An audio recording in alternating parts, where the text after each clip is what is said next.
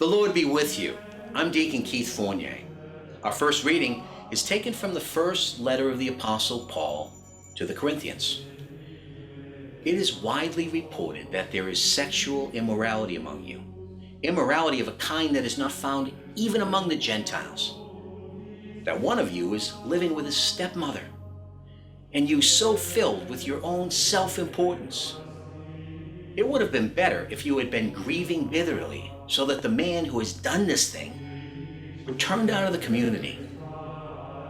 For my part, however distant I am physically, I'm present in spirit, and have already condemned the man who behaved in this way, just as though I were present in person. When you have gathered together in the name of our Lord Jesus, with the presence of my Spirit and in the power of our Lord Jesus, hand such a man over to Satan, to be destroyed as far as natural life is concerned, so that on the day of the Lord, his spirit may be saved. Your self-satisfaction is ill-founded. Do you not realize that only a little yeast leavens the whole batch of dough? Throw out the old yeast so that you can be the fresh dough, unleavened as you are. For our Passover has been sacrificed. That is Christ. And let us keep the feast then with none of the old yeast and no leavening of evil and wickedness, but only the unleavened bread of sincerity and truth. And our response is taken from Psalm 5. Boasters cannot stand their ground under your gaze. You hate evildoers, liars, you destroy. The violent and deceitful Yahweh detest. But so great is your faithful love, I may come into your house, and before your holy temple bow down in reverence of you.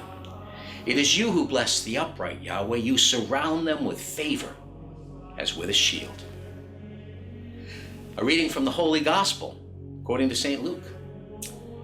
Now on another Sabbath, Jesus went into the synagogue and began to teach, and a man was present, and his right hand was withered. The scribes and Pharisees were watching him to see if he would cure somebody on the Sabbath, hoping to find something to charge him with.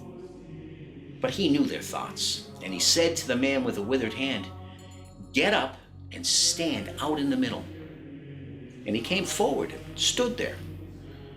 Then Jesus said to them, "I put it to you, is it permitted on the Sabbath to do good or to do evil, to save life or to destroy it?" Then he looked around at them all and said to the man, "Stretch out your hand."